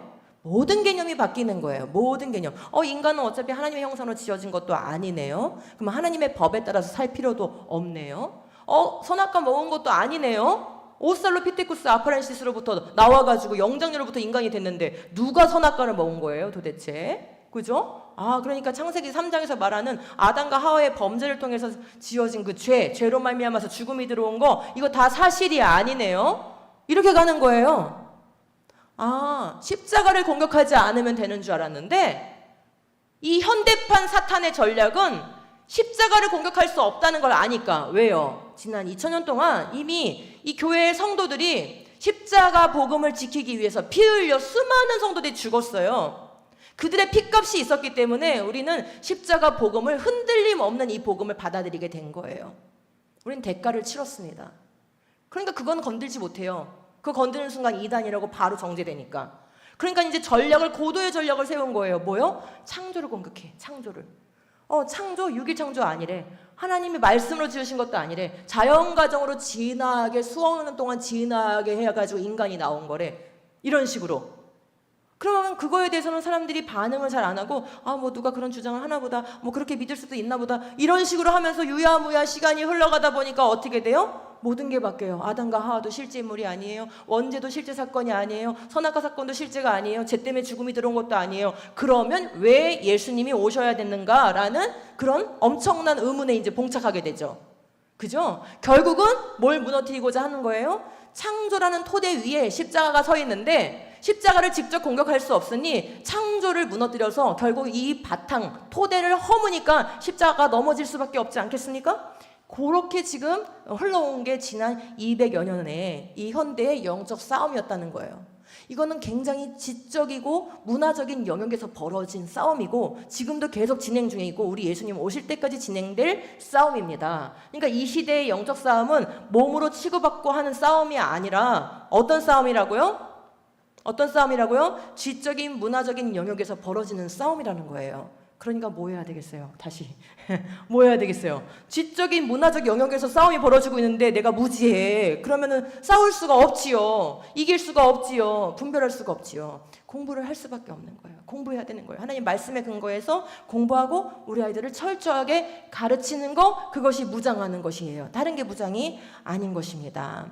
이들은 절대로 진화론 교육을 포기하지 않을 거예요. 왜요? 이들이 원하는 저 위에 것들, 빨간 풍선이 열매예요. 진화론의 열매. 언제 저런 것들이 사회에 많아졌지?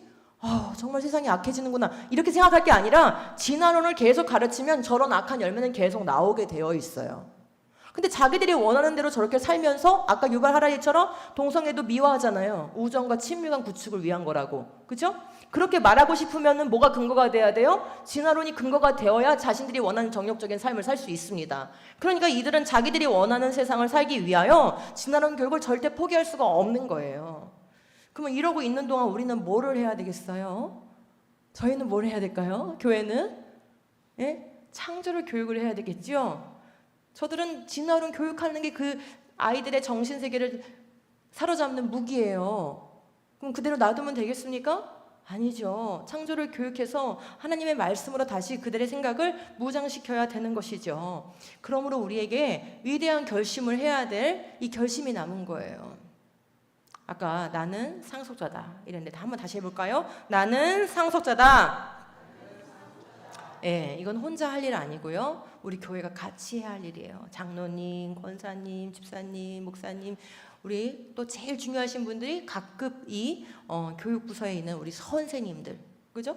우리 모두가 한 마음이 된 상속자가 돼야 돼요. 우리가 이걸 위대한 결심이라고 하는 거예요. 위대한 결심이 필요합니다. 우리가 유산을 남길까요? 남깁니다. 어떤 형태로든 남겨요. 근데 그 유산에 가장 영향을 많이 받는 사람, 내가 남기는 유산에 가장 영향을 많이 받는 사람이 누구겠어요? 나에게 가장 가까운 자녀들인 거예요.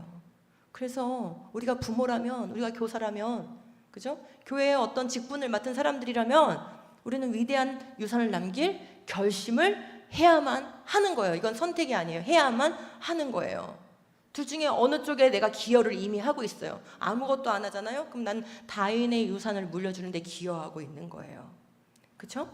자, 그래서 제가 존경하는 켄 햄이라는 창조신앙교육 사역을 전 세계적으로 하는 분이신데 이렇게 말했어요. 예수 그리스도에 대한 온전한 사랑과 하나님의 말씀에 대한 순전한 믿음을 물려줘야 된다. 그래서 같이 읽어요. 시작. 후세에 남길 만한 가치 있는 유산은 바로 하나님에 대한 신실한 믿음이다. 우리가 결정할 것은 그 믿음 위에 설 것인지 아닌지의 문제라는 거예요. 믿음 위에 서려면 한 가지 결단밖에는 남지가 않아요. 진리를 거짓으로 바꾸고 창조를 진화로 바꾸고 이 말이죠. 진리를 거짓으로 바꾸고 음란해지는 이 시대에서 하나님의 말씀을 부끄러워하지 않는 참된 믿음을 우리 다음 세대에게 물려줄 것인가, 아니면 불의로 진리를 막는 자들에게 진화론 계속 배워 괜찮아, 우리는 영장류야, 괜찮아, 우리는 하나님의 형상 아니야, 괜찮아, 우리는 우연히 생각하는 별먼지로 나왔어, 괜찮아, 영혼 없어, 천국 없어, 이런 교육 계속 받는데 불의로 진리를 막는 자들에게 다음 세대 계속 미혹되고 있는데 그냥 속아 괜찮아 속아, 그러다가 결국 정욕대로 살도록 내버려 둘 것인가. 이게 우리의 선택이라고요. 이 시대의 영적 싸움 거기에 걸려 있는 겁니다. 세상의 흐름을 거스를 각오를 해야 해요. 보편적인 생각과 달라요. 성경 말씀은 이 시대의 생각과 달라요. 그럼 어떻게 해야 돼요? 시대를 거스를 각오를 해야 합니다. 근데 이런 생각을 하다 보면 우리가 시대를 잘못 만났네, 조금 더 먼저 태어날 걸. 그거 아니에요. 신실한 믿음의 사람들은, 참된 하나님의 자녀들은 항상 이런 도전 앞에 섰었어요. 여호수아가 마찬가지예요. 그 수천 년 전인데도 이렇게 말하잖아요. 그러므로 이제는 여호와를 경외하며 온전함과 진실함으로 그를 섬기라. 너희의 조상들이 강 저쪽과 애굽에서 섬기던 신들을 뭐 하라고요? 치워버리고. 같이 공존해 하지 않았어요. 저는 확신해요. 여호수아가 지금 이 시대에 와서 만약에 이 시대의 인물이라면 나와서 뭐라고 얘기했을까요? 진화론 치워버리고 젠더 이데올로기 치워버리고 그렇게 말하지 않았을까요? 그거와 같이 살아라 했을까요? 아닐 거예요. 지금 그 시대를 지배하고 있는 강 저쪽의 신들과 애굽의 신들, 바알과 아세라, 그죠? 풍요와 다산을 준다는 그 남신과 여신들, 이것을 숭배하는 게 그 시대의 보편적 신념이에요. 지금 이 시대의 보편적 신념은 뭐예요? 진화론이에요. 늘 보편적 신념과 충돌하게 되어 있어요. 그걸 따라갈 것인가? 아니면 성경 위에 설 것인가? 이걸 선택해야 되는 거예요. 너희가 섬길 자를 오늘 택하라. 오직 나와 내 집은 여호와를 섬기겠노라. 이 위대한 결심이 우리에게 있어야 됩니다. 오늘 밤에 있어야 됩니다. 우리 교회에 있어야 됩니다. 우리 가정에 있어야 됩니다.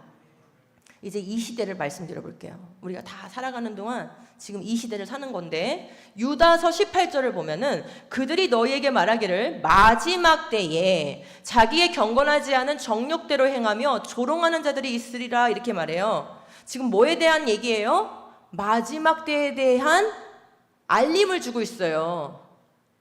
알림. 이런 알림은 우리가 꼭 챙겨서 봐야 되는 거예요. 카톡 온 거예요. 알림.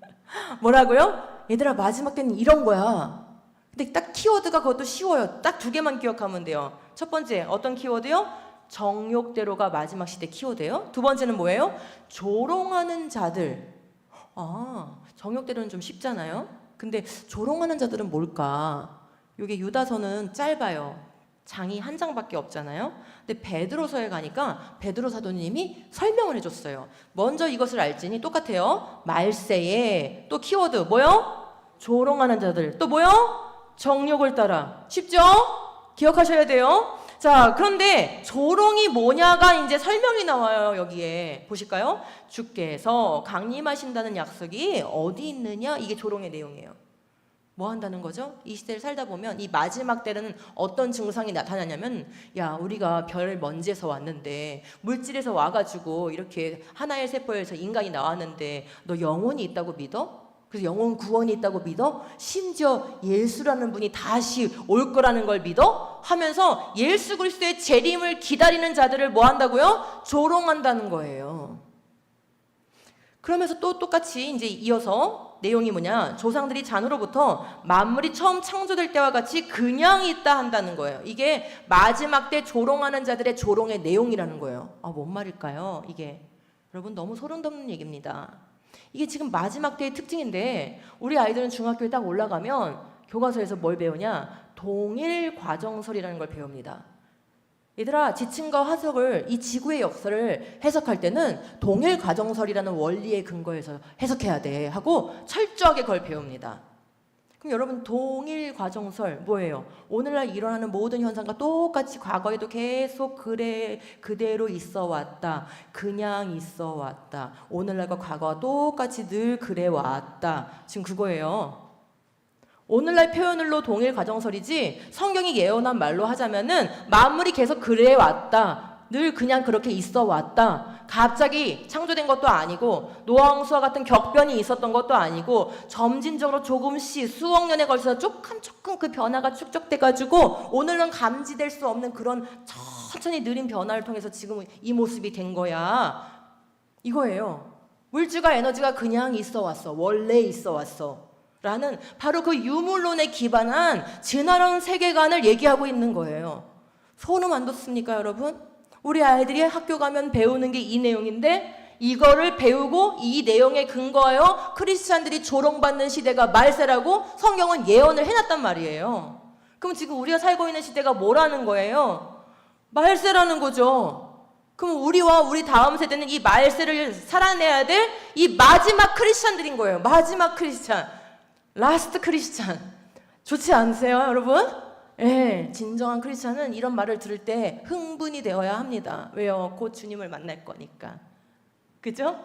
곧 이 역사가 종말을 만나고 우리는 그 영원한 하나님의 나라를 결국 완성해 주시는 그 나라에 들어갈 거니까 조금만 기다리면 된다. 조금만 인내하면 된다. 조금만 믿음으로 이 교회를 세우면 된다. 우리 다음 세대만 잘 세우고 가면 된다. 내가 할 일은 오직 그거다. 이렇게 결심하면 되는 겁니다. 자, 말이 좀 많으신 우리 바울 선생님은 똑같은 말을 이렇게 좀 더 길게 한 거예요. 보이죠? 유다서 조금 짧고 베드로서 조금 더 길고 바울 선생님 길고. 근데 키워드는 뭐예요? 똑같아요. 뭐대로? 1번 정욕대로. 그 다음에 2번 조롱한다 했죠. 그 조롱의 내용이 여기 써 있어요. 하나님의 진리를 거짓 것으로 바꾸어서 피조물을 조물주보다 더 경배하게 된다는 거예요. 그래서 결국은 밑에 내용은 다 뭐예요? 그런 결과 음란에 빠진다는 거예요. 아까 제가 보여드린 거랑 똑같지 않으세요? 우리 아이들이 거짓 교육을 이렇게 받고 진리를 거짓으로 바꿔서 받고 그 결과 아이들이 음란의 대상이 됐다 했잖아요. 그 증상 그대로 성경에 써 있잖아요. 이게 마지막 때의 증상이라고 얘기하시면서 창세로부터 그의 보이지 아니하는 것들, 곧 그의 영원하신 능력과 신성이 그가 만드신 만물에 분명히 보여져서 알 수밖에 없고 핑계댈 수도 없는데 우리는 다 지금 그렇게 안 믿어요. 그럼 어떻게 하면 이렇게 되는 거예요, 여러분? 여러분은 혹시 살면서 개나리가 진달래 되는 거 보셨어요? 고양이가 강아지 되는 거 보셨어요? 수천 년 동안 우리 인류는 진화를 관찰한 적이 있을까요? 이 80억 인구가 아무도 진화를 본 적이 없어요. 근데 모두가 진화론이 맞대요. 핑계댈 수 없다고 하나님은 이렇게 말씀해 놓으셨거든요. 세포 하나가, 인간의 세포 하나가 보잉 747 비행기가 하나 만들려면 600만 개의 부품이 필요해요. 600만. 근데 우리 세포 한 개가 1조 개의 부품을 필요로 해요. 뭐가 더 복잡해요? 세포 한 개가 더 복잡하죠? 600만 개보다 1조 개가 크다는 건 아시겠죠? 네. 비교할 수 없이 우리 세포가 더 복잡해요. 그러니까 우리는 부정할 수가 없습니다. 보잉 747 비행기가 우연한 산물이 아니면 우리 세포는 당연히 우연한 산물일 수가 없는 거예요. 근데도 우리는 다 진화론이 맞다고 지금 배우고 살잖아요. 어떻게 하면 그렇게 되냐고요, 세상이. 이 핑계댈 수 없는 진리를 어떻게 하면 거짓으로 바꿀 수 있냐고요. 단 한 가지 있어요, 이 방법이. 어릴 때부터 계속 가르치면 돼요. 어릴 때부터 진화론을 계속 가르치니까 거짓도 진실처럼 믿어요. 근데 창조는 진짜 진실인데 안 가르치니까 안 믿어요. 뭐 해야 되는 거예요? 가르쳐야 되는 거예요. 다른 방법이 없습니다. 자, 그래서 이 마지막 때의 미혹 두 가지가 뭐냐? 너희가 살게 될 말세는 바로 이런 때야. 불의로 진리를 막아. 근데 그게 뭐냐면 창조를 지다로 가르치는 거야. 창조를 부정할 수 없는 이 창조를 부인하는 거야. 이 진리를 거짓으로 바꿔서 결국 피조물을 더 숭배해. 아까 뭐랬어요? 바퀴벌레가 뭐라고요? 에? 공경해야 될 어른이라잖아요. 그렇게 된다는 거예요. 그러니까 스스로 지혜롭다고 생각하면서 그런 말 하는데 결국은 바퀴벌레를 공경해야 되는 어리석음에 빠지게 되는 게 인간의 허무함이라는 것이죠. 이게 죄인의 허무함인 거죠. 그럼 여러분 창조 진리를 거짓으로 바꾸잖아요. 그럼 그 다음은 쉬워요. 모든 그 근원이 바뀌어버렸기 때문에 나머지 문제는 아주 쉬워요. 창조를 믿지 않게 되니 창조 질서는 지킬 필요가 없는 거예요. 남자와 여자라는 성도 지킬 필요가 없고 한 남자와 한 여자의 결합의 가정도 지킬 필요가 없고 아무것도 지킬 그 의무가 없어집니다. 그래서 자신의 정욕대로 살게 되고 그래서 음란과 동성애가 성행하게 되는 거예요. 그 다음에 정욕대로 살면서도 당당하고 싶은 게 인간의 아주 못된 본성이에요. 그래서 어떻게 해요? 법을 바꿔. 이제 죄가 아니라고, 낙태는 죄가 아니라고, 동성애는 죄가 아니라고 법을 바꾸는 거예요.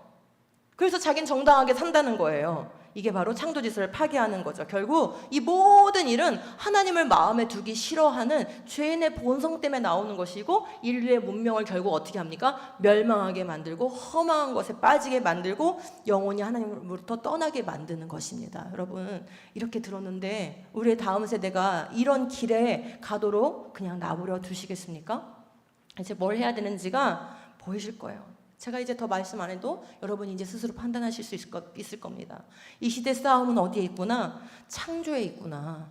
이 창조를 제대로 가르치고 창조 질서를 지킬 때 우리의 십자가 복음도 지킬 수 있고 우리 삶의 거룩도 지킬 수 있고 이 나라도 지킬 수 있는 것이구나 라는 것을 아시게 됐을 거예요. 그러니까 아까 학교에서는 계속 모든 기원의 문제에 대해서 진화론적으로 이 사고를 세팅시키는데 그거를 벗겨내고, 그죠? 그게 아니라는 것을 벗겨내고, 그리고 뭐 해야 될까요? 진짜 기원을 가르쳐야 되는데 진짜 우리의 시작은 어디에 들어있을까요? 바로 창세기 1에서 11장에 들어있어요. 이 교육을 잘하면은 첫사람 아담, 하나님의 형상, 남자와 여자, 결혼, 가정, 죄와 죽음의 기원, 하나님의 언약, 그리고 복음, 이미 여인의 후손을 통해서 구원하시겠다고 약속이 거기 이미 나오잖아요. 그죠? 복음과 심판 뭐예요? 노아 홍수 심판으로 이미 심판이 실제적으로 있었던 게 기록되어 있잖아요. 이 모든 성경의 모든 내용의 기초가 창세기 1에서 11장에 다 들어있는데 이 기본적인 세팅이 이루어지게 되는 거예요. 그래서 우리가 창조를 교육한다 하면은 지나 틀렸다 이 교육하는 게 아니고 그건 아주 그냥 기본적인 거고요. 이걸 교육하는 거예요. 창세기 1에서 11장을 우리의 실제 기원과 역사로서 성경의 이 전체 역사의 근본으로서 가르치게 되는 겁니다. 그럼 그런 교육을 하면은 어떤 변화가 일어날까요? 제가 미국에서 2017년 가을에 돌아와서 창조 캠프라는 것을, 초등학생 아이들과 함께 창조 캠프라는 것을 2018년부터 해왔으니까 벌써 상당히 됐잖아요. 그러니까 저는 경험을 많이 이제 갖고 있고, 이제 저뿐만 아니라 강사를 세워서 전국적으로 올 여름에도 수십 개의 교회에서 우리가 창조 캠프를 했어요. 근데 하면 늘 느끼는 게 있어요. 제가 처음에 2018년도에 와가지고 한 7년 만에 돌아왔다 보니까 그 전하고 이게 차이 나는 게 확연히 느껴지더라고요. 근데 캠프를 인도하러 갔는데 교회 아이들이 그전에는 못 봤던 모습이에요. 근데 아이들이 이제 찬양팀이 이렇게 나와서 선생님하고 찬양팀 아이들이 찬양을 부르잖아요. 그럼 앉아있는 애들이 가만히 구경을 하더라고요. 요즘 여러분 주일학교 예배 한번 가보세요. 우리 교회는 괜찮은가 한번 가보세요. 그래서 저는 그때는 이 교회가 조금 그런가 보다 이제 한 거예요. 근데 다른 교회 계속 이제 캠프를 인도하면서 다른 교회를 가는데 아닌 교회도 가끔 있는데 전반적 현상인 거예요. 그래서 요즘 우리 아이들이 왜 찬양을 구경하지? 찬양을 해야 되는데, 찬양을 드려야 되는데 왜 찬양을 구경하지? 이게 가슴이 막 무너지더라고요. 그래서 정말 있는 힘을 다해서 이제 캠프를 전하고 말씀을 전하고 같이 활동을 하고 막 이제 그렇게 해요.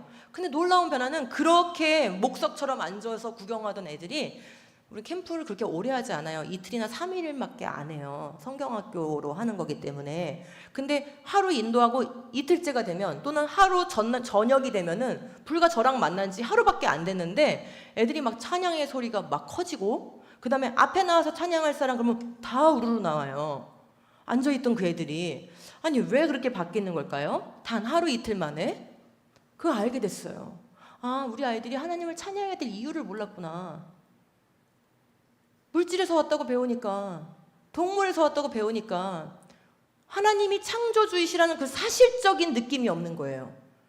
너 하나님 믿어? 그러면 네 믿어요 라고는 말하겠죠. 그렇지만 가슴 중심에서 하나님의 살아계심과 그분이 창조주이심과 나의 생명의 주권자이심에 대한 사실적인 확신의 믿음이 없는 거예요. 그래서 물어보면 하나님 진짜 살아계신지 알고 싶어요 이래요 애들이. 초등부나 중고등부 다 마찬가지입니다 여러분. 근데 하나님에 대한 확신을 주고 창조에 대한 확신을 주고 많은 것들을 보여주고 이렇게 하잖아요. 그럼 우리 하나님이 자랑스러운 거예요.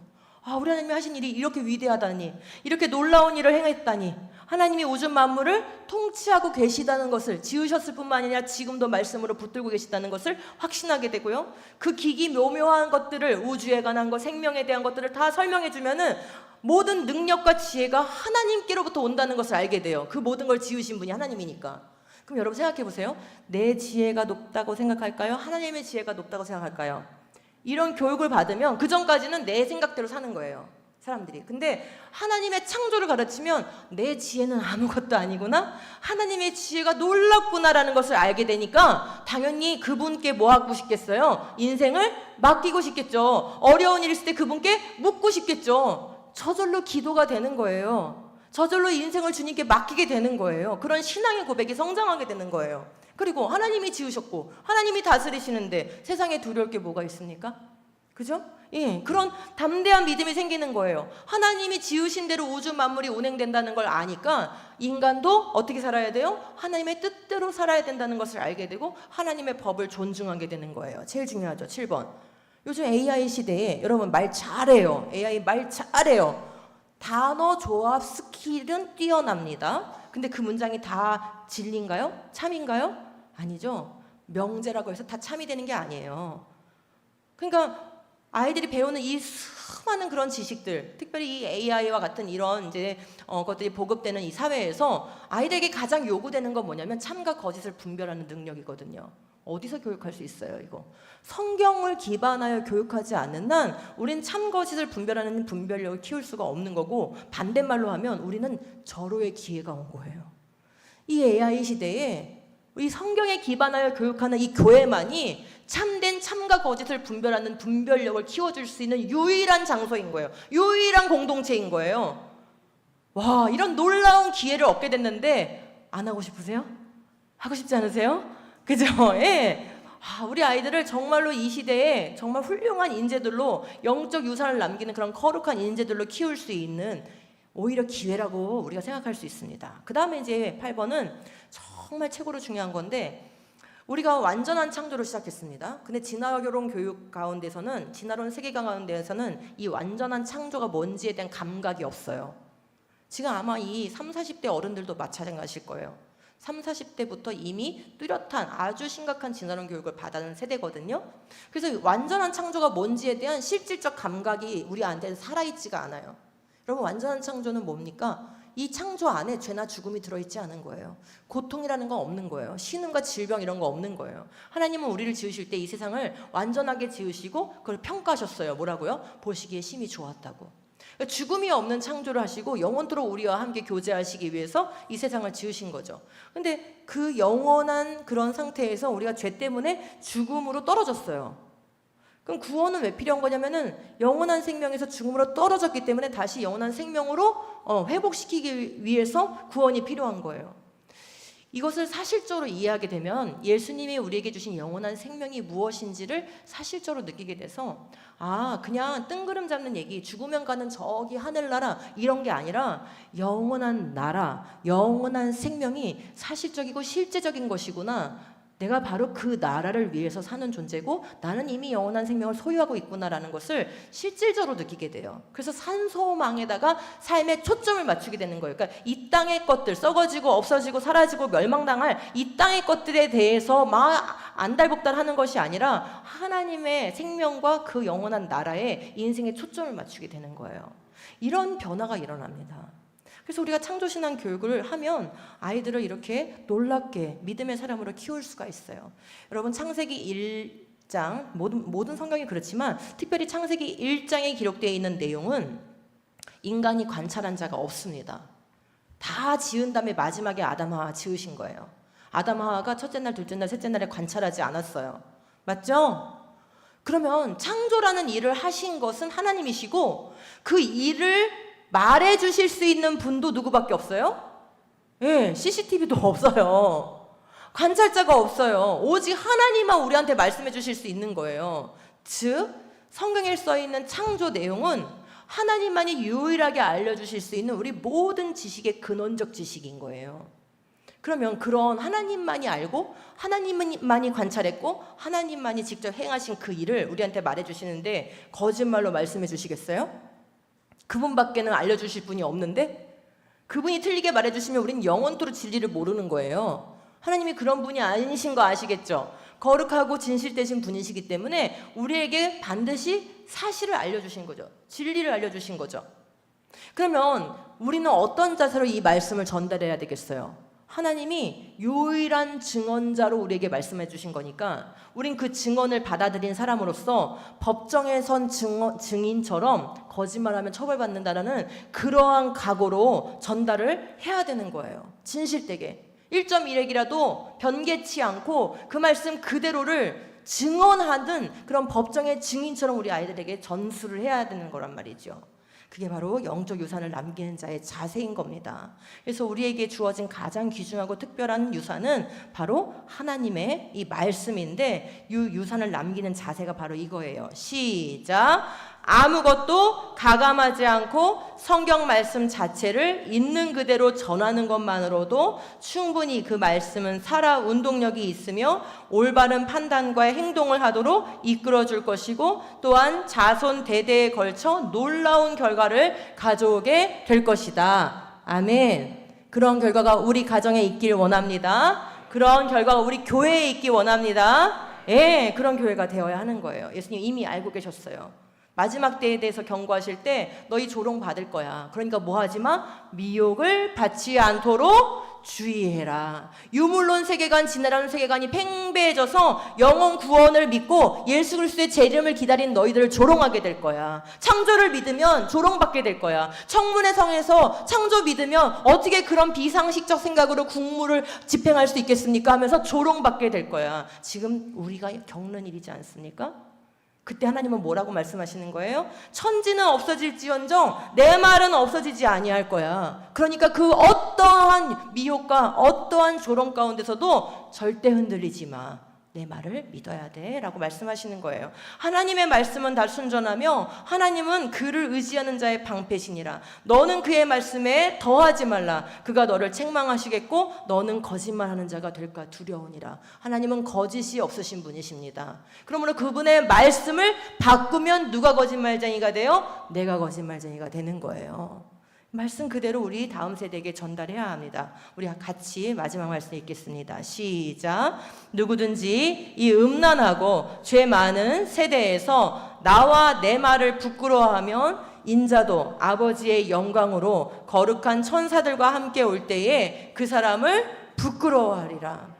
예, 여러분 이 시간 결단하시기 바랍니다. 나뿐만 아니라 내 자녀, 내 손자, 손녀, 손 붙들고 주님 앞에 서는 날 상상하세요. 지금 우리 주님이 오실 거예요. 근데 그분 앞에 우리가 서는 날, 나와 내 말을 너희가 부끄러워하지 않았구나. 너뿐만 아니라 너의 자녀까지도, 너의 손자, 손녀까지도 내 말을 부끄러워하지 않게 잘 키웠구나. 잘했다. 충성된 종아. 그런 말씀을 들어야 되겠죠? 근데 주님이 오셔가지고 너 내 말 부끄러워하고 살았지? 나도 너를 부끄러워할 거야. 제가 정말 두려워하는 말씀입니다. 우리 교회가, 이 현대에 우리 교회가 가장 기억해야 될 말씀이에요. 왜요? 이 시대가 뭐가 많은 시대이기 때문에요? 미혹이 많은 시대이기 때문에. 이 시대의 특징이 미혹, 말세는 특징이 미혹이란 말이에요. 그러니까 이 미혹이 많은 시대에 주님의 말씀을 부끄러워하지 않고 재해석하지 않고 변개치 않으려면 어때야 돼요? 그 말씀 그대로 믿고 가르치는 일에 우리 모두가 하나가 돼서 교회가 다 합심해서 이 일에 아주 사투를 벌려야 되는 것입니다. 그러한 우리 신전주 교회 되기를 간절히 소망합니다. 예, 누가 해줄 거라고 생각하지 말고 내가 자 주먹 딱 쥐고 자, 큰 소리로 이거를 외치면서 우리 한 마음으로 결단하겠습니다. 시작. 창조를 가르쳐 언약 백성을 키워냅시다. 신실한 하나님의 말씀을 물려주는 위대한 교회가 됩시다. 아멘.